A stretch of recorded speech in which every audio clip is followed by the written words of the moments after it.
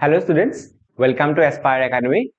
আজি মই তোমালোকক এটা বহুত ইম্পৰ্টেন্ট টপিক পঢ়াম। আজি গ্ৰামাৰ পাৰ্টটো ষ্টাৰ্ট কৰিম আৰু যেতিয়া আমি গ্ৰামাৰৰ কথা কম যিমান বেলেগ বেলেগ গ্ৰামেটিক্যাল অৰ্গেনছ আছে যিমান বেলেগ বেলেগ গ্ৰামেটিক্যাল ইন্ট্ৰিকেচিজ আছে সবতকে ইম্পৰ্টেন্ট বা সবতকে আমাৰ ডেইলি লাইফত বহুত বেছি ইউজ হোৱা সবতকে বেছি ইউজ হোৱা অকল ডেইলি লাইফ বুলিয়ে নহয় আমাৰ যিমান ৰাইটিং আছে আমাৰ যিমান অৰিয়েন্টেল এট্ৰিবিউট আছে আমাৰ যিমান ধৰা অৰ্গেনিক বস্তুবিলাক আছে সেই গোটেই বস্তুবিলাকৰ লগত ৰিলেচন থকা এটা বহুত ইম্পৰ্টেন্ট অৰ্গেন ঠিক আছে হেতু হৈছে টেন্স আৰু যেতিয়া আমি টেন্সৰ কথা কওঁ আমি এটো বস্তু মনত ৰাখিব লাগিব যে tense forms to be one of the very important attributes that is required in all kinds of writing আমি টেন্স নোহোৱাকে আগবাঢ়িবই নোৱাৰো টেন্স এনেকুৱা এটা বস্তু যেটো বস্তু আমাৰ সকলো ধৰণৰ ৰাইটিংতে লাগে আৰু যেতিয়া আমি টেন্সৰ কথা কওঁ the first and foremost thing that we need to remember is that it deals with a particular sentence okay আৰু যেতিয়া আমি টেন্সৰ কথা কওঁ আমি indirectly এটো কওঁ যে এটা সেন্টেন্স আছে বা there is the requirement of a verb ঠিক আছে গতিকে আমি টেন্স বুলি কওঁতে সিধাই যদি আমি টেন্সলৈ গুছি যাওঁ it will be a mistake in the sense tense পঢ়িবলৈ যাওঁতে আমি সদায় তাৰ আগৰ বস্তুখিনি বেছি গুৰুত্ব দিব লাগে তাৰ আগৰ বস্তুবিলাক কি object sentence verb so all these are also pretty much important এতিয়া তোমালকে নিশ্চয় জানা যে টেন্স বুলি ক'লে সদায় আমাৰ তিনটা ওয়াৰ্ডে মনলে আহে নাম্বাৰ 1 সিম্পল নাম্বাৰ 2 কি সিম্পল ওয়াৰ্ডটো থাকিব তোমালকে এনেকে ক'ব পাৰা প্ৰেজেন্ট পাষ্ট এন্ড ফিউচাৰ ঠিক আছে simple present simple past simple future হেকিটা হৈছে আমাৰ জেনাৰেল আন্ডাৰষ্টেণ্ডিং যে তিনটা এনেকুৱা ডিভিজন আছে ঠিক আছে কিন্তু সেই তিনটা ডিভিজনৰে আকো আৰু বেলেগ বেলেগ ডিভিজন আছে which we will learn later so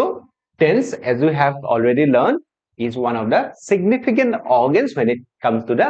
grammatical attributes ঠিক আছে এতিয়া আমি যেতিয়া টেন্সৰ আইডেন্টিফিকেশন কৰিবলৈ যাওঁ তেতিয়া what we have is that there is always a denotation okay in terms of a tense being the first form মানে simple present tense তাৰপিছত আমি কি পাম the continuous form that is the second form and then we will have the third form which is the perfect form ঠিক আছে এখিনি আমি লাহে লাহে পঢ়িম আৰু মই যেহেতু এটা অলৰেডি কৈছো it is not possible to study tenses well only when you are quite familiar with the knowledge of a model structure vocabulary and the different parts of a sentence আৰু এতিয়া মই তোমালোকক অলপ আগতে কৈছিলো যে আমি টেন্স পঢ়াটো ইমান ইজি নহয় যদি আমি সেন্টেন্সৰ এট্ৰিবিউট বিলাক নাজানো যদি আমি ভাৰ্ব ফৰ্মটোই নাজানো ঠিক আছে এতিয়া ভাৰ্ব ফৰ্ম বুলি ক'লে এটা পাৰ্টিকুলাৰ ওয়াৰ্ডৰ কিমানটা ফৰ্ম থাকে যেতিয়া আমি ভাৰ্ব হিচাপে চাবলৈ যাওঁ এটা পাৰ্টিকুলাৰ ওয়াৰ্ডৰ কিমানটা ভাৰ্ব ফৰ্ম থাকে as you have already known তোমালোকে নিশ্চয় জানা কিমানটা থাকে এটা পাৰ্টিকুলাৰ ভাৰ্বৰ সদায়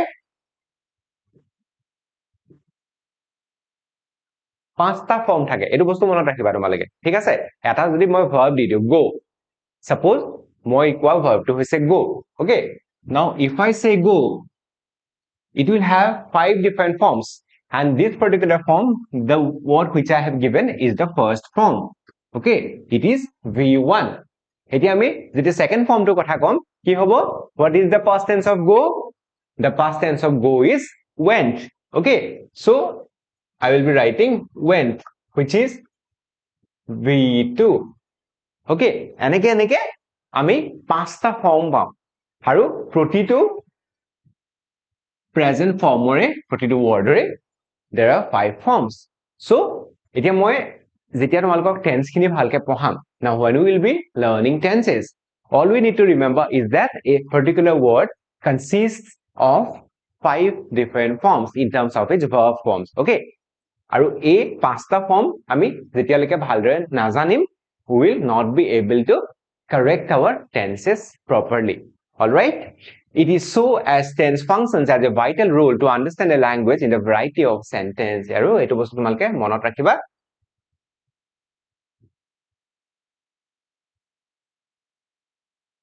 সেন্টেন্সৰ ভ্যাৰাইটি এটাত আমি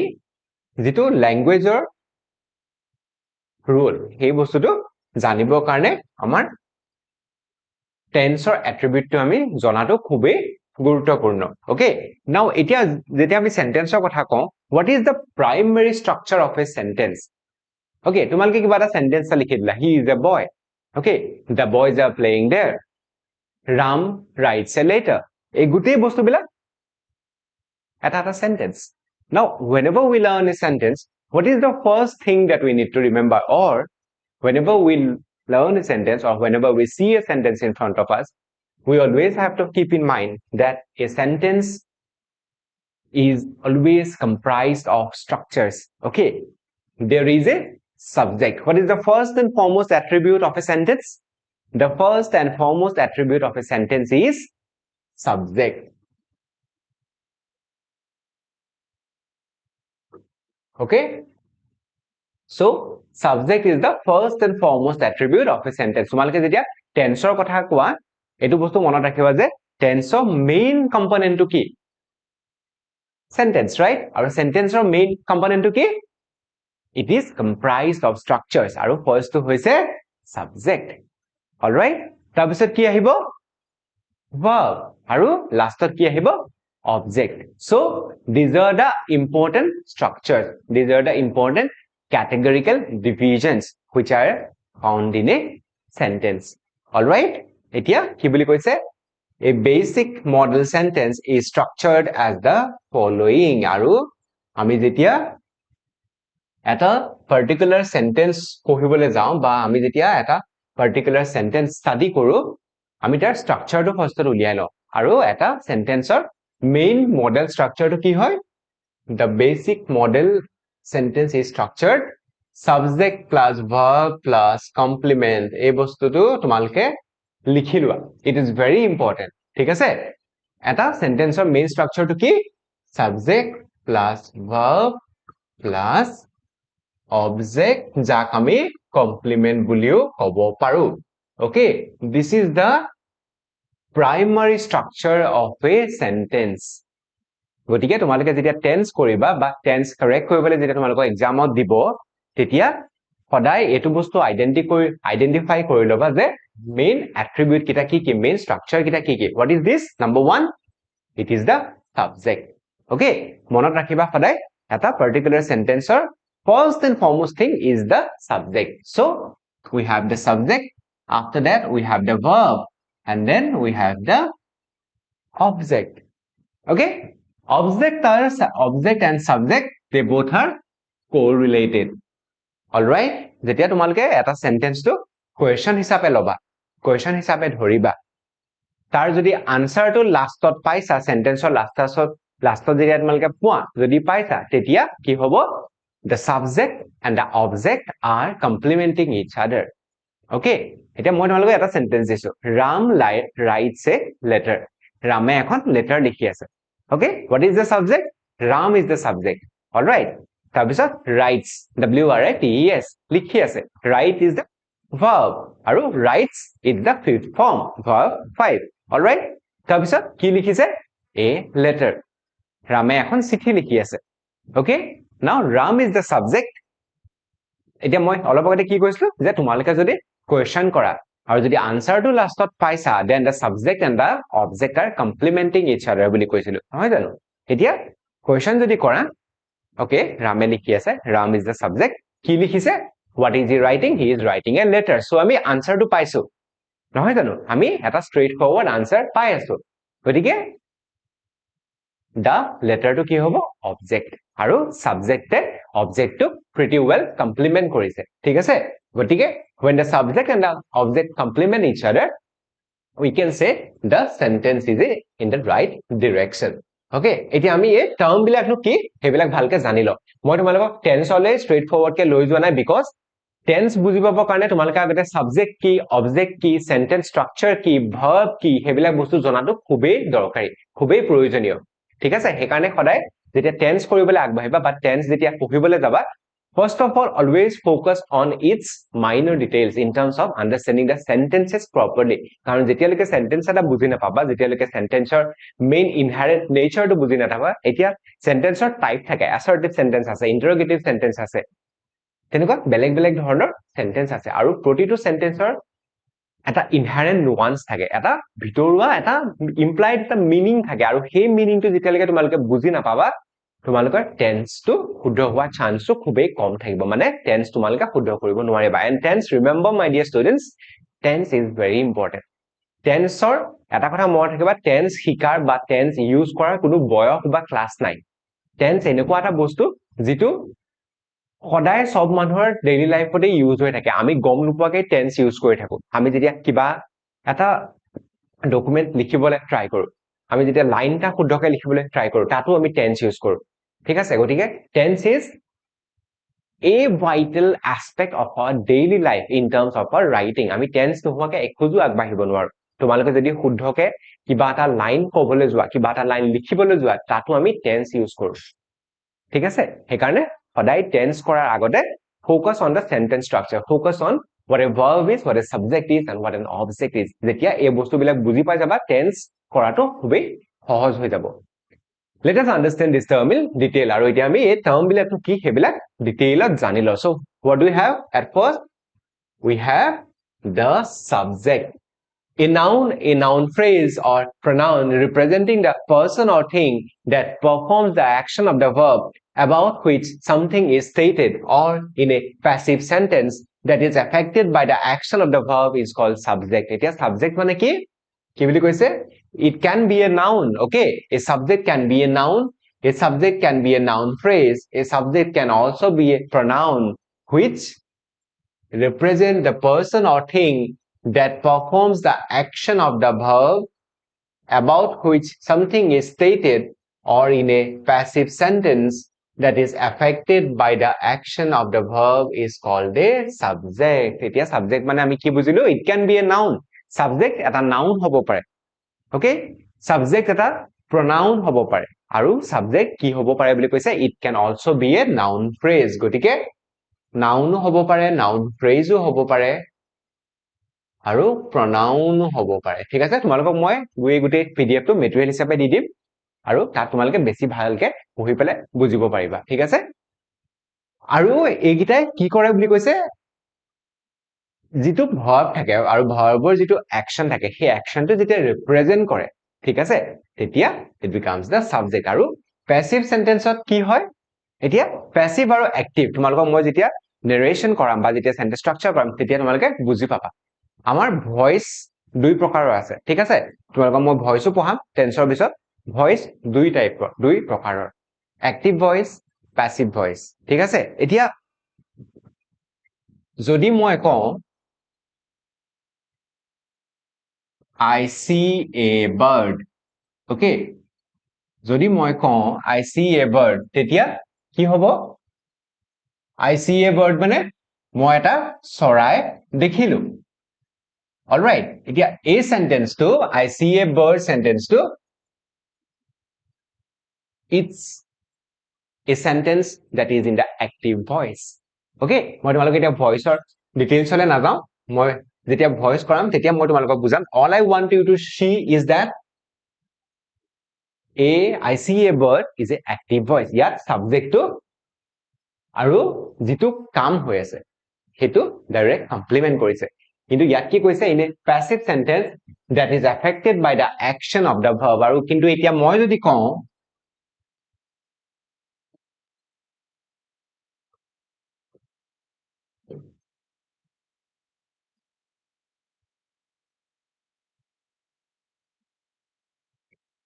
A bird was seen by me এটো হৈছে passive voice এটো হৈছে passive sentence all right আৰু এটা বস্তু সদায় তোমালোকে মনত ৰাখিবা it is very important এটো বাৰু ভয়েসৰ ৰুল হয় মই তোমালোকক ভয়েস কৰাতে আকৌ কৈ দিম আজিও কৈছো যিটো সাবজেক্ট active voiceৰ থাকে সেই সাবজেক্টটো ইয়াত passive voiceৰ object হৈ যায় and it is one of the most important rules you need to follow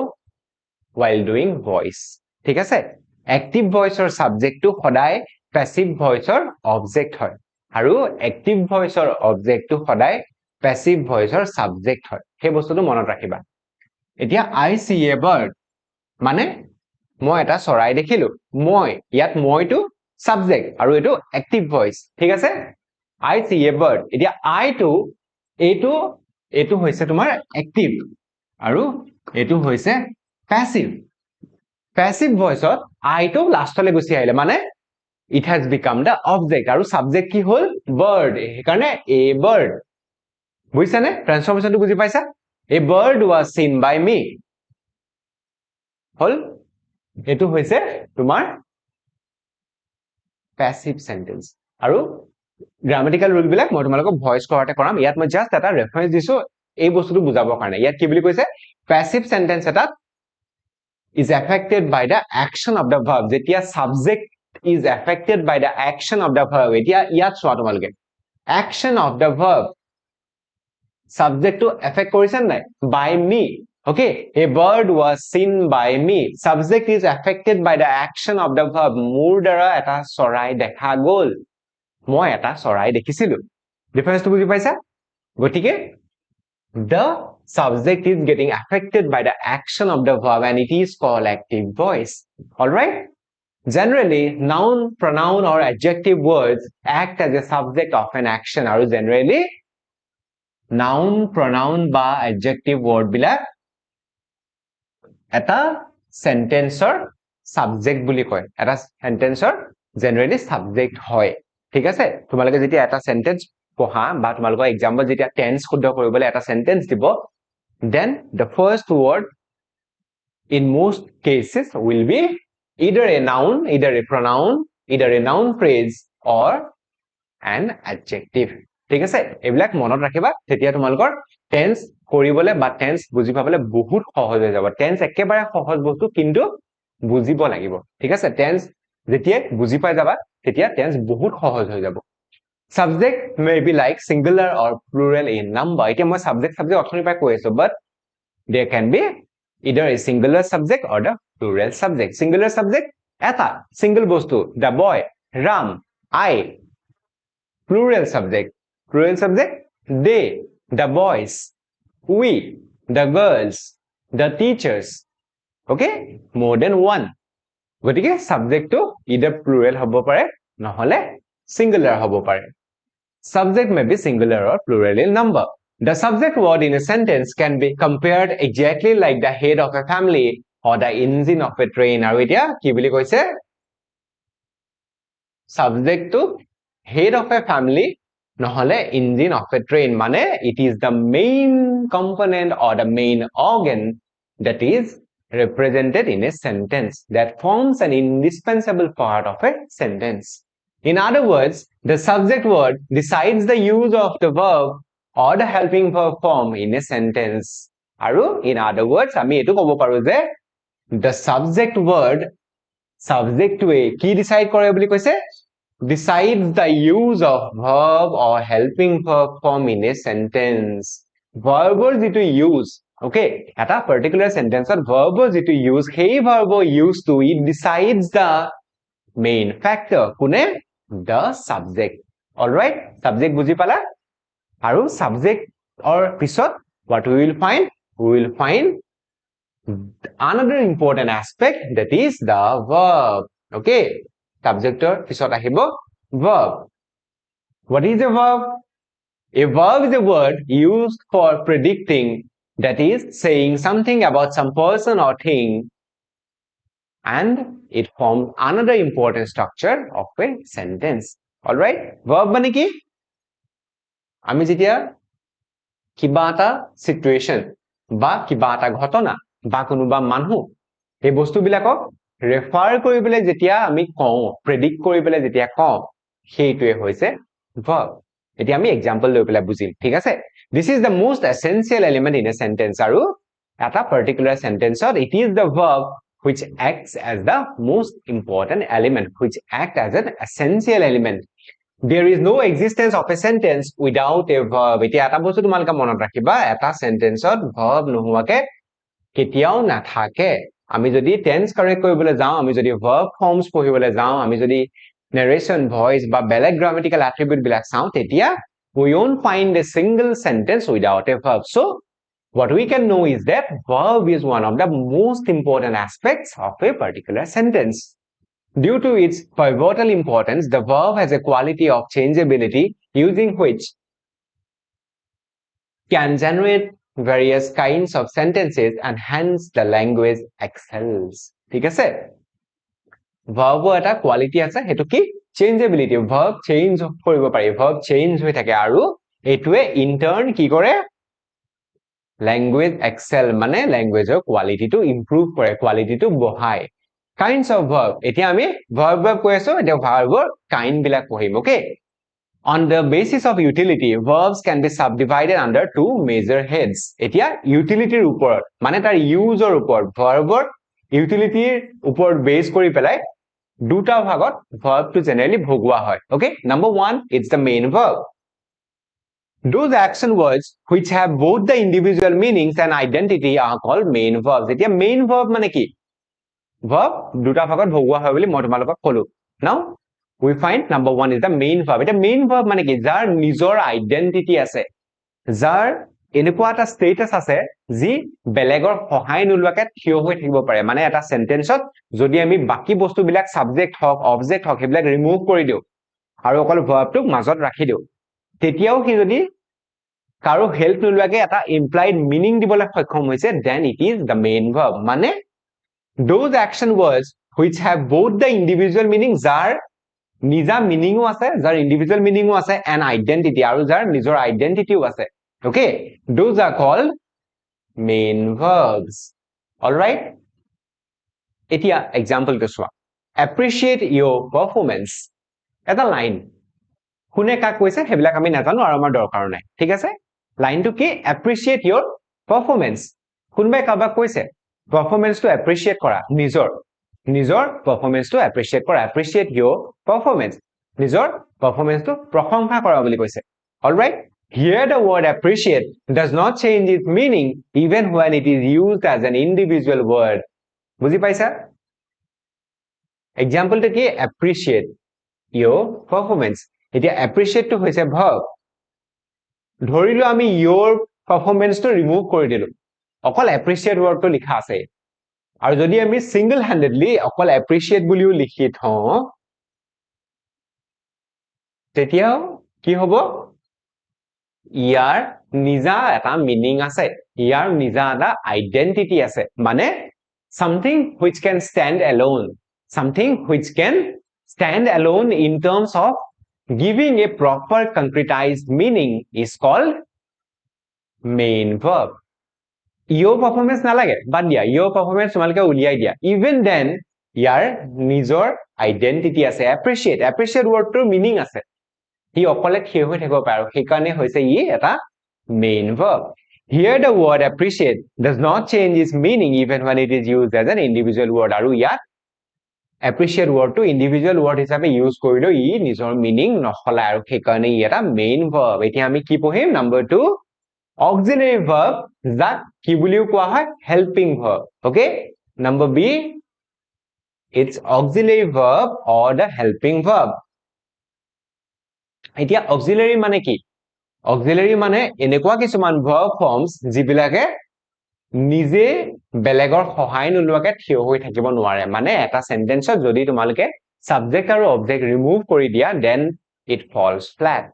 তেতিয়া তাৰ মিনিং নাইকিয়া হৈ যায় বুজিলা মানে সাপোৰ্ট লাগে এবিলাকক তোমালকে সাপোৰ্টিভ ভাৰ্ব বুলিও ক'ব পাৰা